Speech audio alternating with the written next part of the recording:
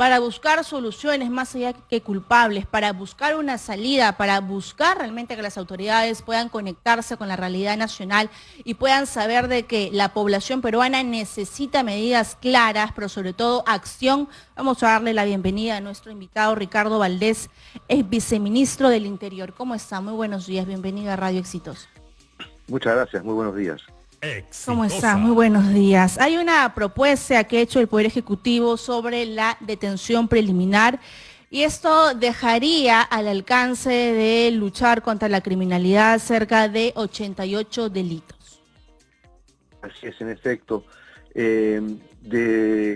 Bueno, en estos momentos estamos en una situación más grave todavía porque nos encontramos simplemente sin detención preliminar en casos de no flagrancia.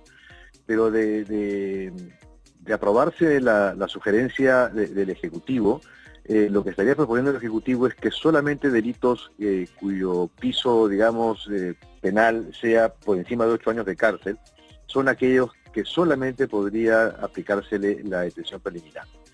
Eso significa que lo que teníamos antes, que era 4 años, se incrementa a 8 y ese grupo de delitos que queda por fuera con esta nueva sugerencia del Ejecutivo, son 88 tipos penales, con delitos muy graves, por cierto, que están contemplados también ahí, en estos 88 que se están quedando por fuera. Lo más llamativo, y quizás es el mensaje subliminal que estamos recibiendo, es que todos los delitos más importantes contra la corrupción quedan por fuera, es decir, no se podría detener preliminarmente un funcionario público que ha incurrido en delitos de corrupción y que se le detiene 3 días después con las pruebas suficientes, pero al quedar excluido de este nuevo proyecto, entonces no se le podía detener preliminarmente. Así como estos delitos de corrupción, hay otros delitos serios, delitos contra la dignidad, como por ejemplo pornografía infantil, trabajo forzoso, tráfico ilícito de inmigrantes, también estarían quedando por fuera, ¿no? Y en fin, varios más, son 88 como bien usted ha mencionado. Sin embargo, estamos enfrascados en esta discusión, debate por parte de las autoridades si es terrorismo o no, si hay que catalogar estos actos como terrorismo urbano. ¿Esto debería ser el foco principal de lo que está viviendo el país? Yo creo que en realidad el foco principal debiera estar precisamente en los problemas que estamos teniendo para aplicar las normas que son muy duras y que están en el Código Penal. No hay necesidad de darle un nuevo giro y crear no hay necesidad de eso, hay necesidad de aplicarlo. Por ejemplo, ¿qué pasa con el presupuesto del Ministerio Público? ¿Por qué solamente del 100% que pidieron se les ha dado un poco menos del 30%? Entonces eso ya nos da una idea de esta pugna que tiene el Ejecutivo contra el Ministerio Público y lo propio a nivel del Congreso también, ¿no? Que son los que finalmente ellos terminan por aprobar el presupuesto de la República. ¿Qué está pasando también con el financiamiento de la propia Policía Nacional? ¿Qué ha pasado con por qué se han caído la posibilidad de los renting de patrulleros? ¿Por qué las comisarías no tienen todas una buena capacidad de internet, no tienen vehículos operativos, el 50% no está operativo? En fin, hay una serie ya de diagnósticos que se han realizado por diversas personas, instituciones como la Contraloría y la Defensoría del Pueblo, están ahí y no se está tomando acción. Se ha más bien desactivado los principales equipos policiales que veían, por ejemplo, la corrupción en el poder actual. Eso también ha sido desactivado. Entonces, creo que el problema está, por un lado, en la gestión de los operadores de justicia, concretamente de la Policía Nacional y el Ministerio del Interior. Por otro, está en la gran cantidad de normas antitécnicas que han sido dadas por el Congreso de la República, como por ejemplo la ley 32.181 que nos dejó sin detención preliminar. Actualmente estamos en ella en casos de no flagrancia y otras más, ¿no? como la estación del Reinfo, para efectos de la minería ilegal, que por cierto la minería ilegal también queda excluida con esta Que está sugerencia del vinculada Ejecutivo. con los actos Ujú. delictivos. Incluso Sí. ayer conversábamos con el general en retiro, el general Sáenz, y mencionaba de ese problema de logística con los laboratorios de criminalística y hacía la comparación. Nosotros tenemos un déficit de logística e incluso de implementos tecnológicos que debería tener la Policía Nacional, y si ocurre algún delito, pues en Loreto, en la selva peruana, tiene que venir hasta Lima y eso demora mucho la gestión de investigación versus toda la tecnología y la logística que tienen los delincuentes. Tienen armamento de guerra, tienen dinamita, tienen una cantidad de explosivos que están afectando la salud y la vida de los peruanos. Porque además los delincuentes tienen dinero constante y Y sonante, dinero. tienen dinero en efectivo, tienen mucho recurso económico como consecuencia de la extorsión, como consecuencia de secuestros, como consecuencia del mercado criminal, de los diversos robos que ocurren en el Perú. Entonces, ellos obviamente están mucho más avanzados en disponibilidad presupuestal que el Estado mismo, ¿no? Y eso es absolutamente contradictorio, es paradójico. Así es, sin contar con lo que ya ha mencionado el ministro del Interior, de que se va a pasar a retiro cerca de 100 efectivos policiales por estar vinculados con las bandas criminales, y eso es sumamente grave. Cómo avanzamos en la lucha contra la criminalidad, cómo trabajan los buenos policías, cómo puede trabajar todo el equipo de justicia, si es que dentro hay soplones, hay gente que trabaja con las bandas criminales.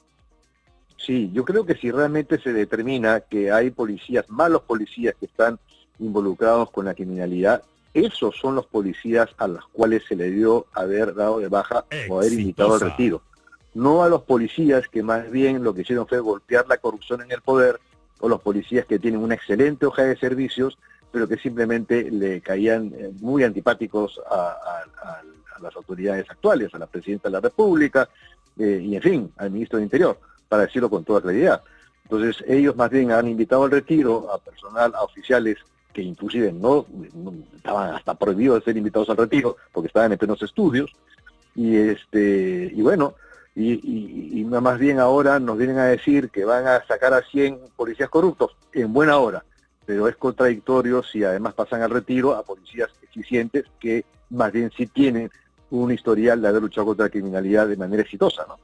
Y las autoridades no tienen claro lo que está pasando, lo que hay que hacer. Hoy día escuchaba la entrevista de Nicolás Lúcar con el alcalde de Trujillo, que él exigía penas más duras y hablaba de la pena de muerte también.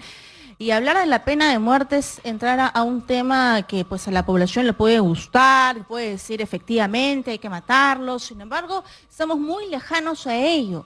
Estamos muy lejos a una solución como la pena de muerte cuando ya tenemos las leyes claras aquí en el país.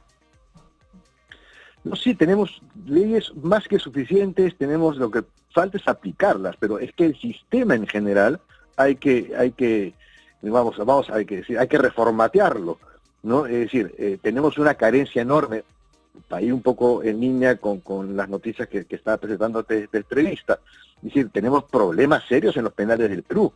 Tenemos cerca de 100.000 internos, están los penales sobrepoblados, no hay capacidad ni económica en el caso del INPE, ni logística tampoco en los penales para poder generar sistemas penales mucho más seguros, donde no ingresen celulares, donde tengan las señales cortadas para que no se puedan comunicar con la gente de fuera. Es decir, donde tengas penales de máxima seguridad, más penales de máxima seguridad, y por otra parte también penales donde realmente a los primarios se les pueda reinsertar a la sociedad, pensándolo también de manera proactiva, ¿no? Eso por el lado de los penales, pero también tenemos, como dije hace un momento, un Ministerio Público a los que lo están sometiendo a punta de reducir ese presupuesto y de ponerles normas también antitécnicas, y tenemos una Policía Nacional con varios problemas que no están siendo obviamente atacados. Me refiero a la corrupción, por un lado, y por otra parte me refiero a la falta de apoyo tecnológico, logístico, a la falta de inversión que también tiene a los buenos efectivos con las manos atadas. Así es. Ahora, Muchos saben, porque ¿quién no ha recibido una llamada extorsiva del penal? Si yo hago una encuesta con los oyentes, muchos van a decir, efectivamente, me sale aquí mi celular desde el Lurigancho, Castro Castro, etcétera. ¿Cómo es posible que en los penales tengan todo ese tipo de material y logística para cometer los delitos? Y no solamente esto, hablamos de varios delitos como también el ingreso de menores, como trata de personas y prostitución, que es un tema sumamente grave y eso ya ha sido comprobado. ¿Cómo es posible que dentro de los penales haya este trabajo en conjunto con las autoridades para que ingresen celulares, hasta droga? Claro, por eso digo que hay, es decir, el sistema de lucha contra la criminalidad es muy extenso. No tenemos tampoco campañas de prevención con respecto a la que no hay inversión en prevención de la criminalidad, y no tenemos, en el caso específico de los penales, inversión adecuada para poder justamente tener controles mucho más eficientes a todo nivel en los diversos penales que tenemos en el país, que son muchísimos, son cerca de 70 penales en el país. Y el entrenamiento que tienen los trabajadores del INPE y los recursos de los cuales disponen son también muy escasos. Insisto, o sea, estamos enfrentando a la criminalidad con muy poco presupuesto, con muy poca inversión, y tenemos una criminalidad que cada día que pasa, desde las economías criminales, que nutren con mucho dinero también a la criminalidad común y a la criminalidad. Bien, estamos escuchando a nuestro invitado Ricardo Valdés. Las extorsiones son una muestra de ello, y esto está haciendo que se nos complique cada día más la vida, porque esto está afectando tremendamente también la economía de los ciudadanos, de los emprendedores, los trabajos formales. Hay muchas empresas que ya están cerrando, hay otros que están contemplando irse del país, y hay un sinnúmero de emprendedores informales que ya han cerrado y que están viendo dedicarse a otras cosas.